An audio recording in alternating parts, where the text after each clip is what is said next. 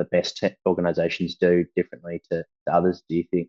Again, great question, Jack. I think both in sport or business, it starts with leadership. It's huge. So I talk with our readiness business now with our clients. Our clients are the most engaged, and in terms of culture, get the most out of their staff is they have the best leaders in place, and the leaders provide environment where it's sort of safe to speak up and a very solid understanding that staff and individuals have a life outside of work, and making sure that they're not, very not so much checking up on them, but being able to check in on your staff and making sure they're clear on what they need to do.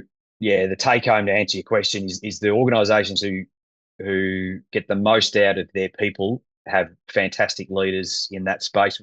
Do you need different leadership styles in different roles to complement each other, or You could have a business of 100 employees. You've got 100 different personalities, 100 different ways that people like to perform.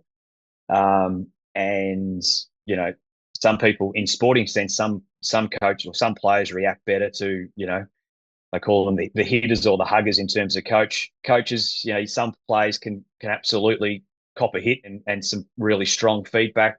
Some players don't like that and don't perform well under that feedback and require a bit more of a hug and a bit more of that personal aspect. So knowing your players and understanding and either having, back to your point, either having different personalities as leaders within the organisation is really important, or having less leaders in the organisation who can quite agile and can adapt their feedback and adapt their leadership style to suit individuals and certain teams is really important. But I think the one size fits all model of leadership is probably out the window a little bit. going back to the topic in terms of athlete readiness and monitoring their well-being, what do you reckon your non-negotiables when let's just say you're building a program from scratch, you're the head of the department? Certainly in the sporting things sense, we sort of ran at about two check-ins on an app a week, so twice a week of you want them on and off in under a minute, but that captures the data certainly around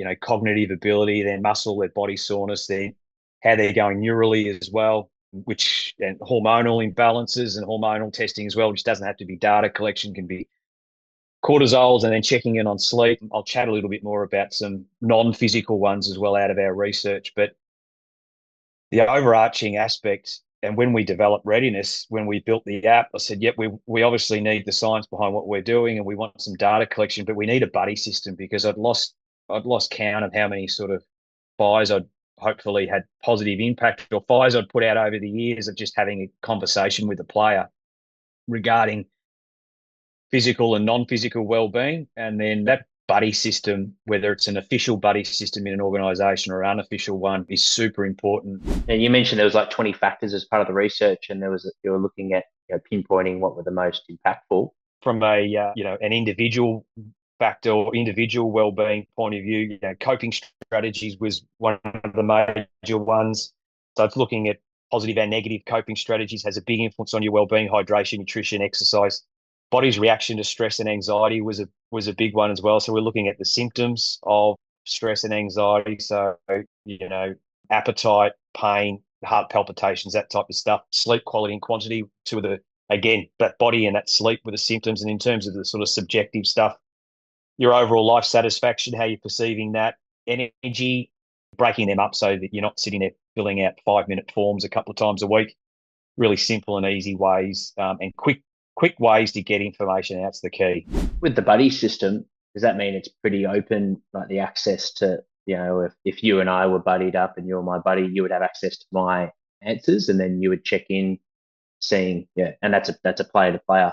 Player to player, yeah. So we've got a similar model in sport. We've got a model of this now in readiness, is that you can have multiple buddies. You can buddy for multiple people. You can go mate for mate, but obviously you choose that person based on trust, and forced buddy systems via the org chart it'll either lead to lack of communication or just not telling the truth.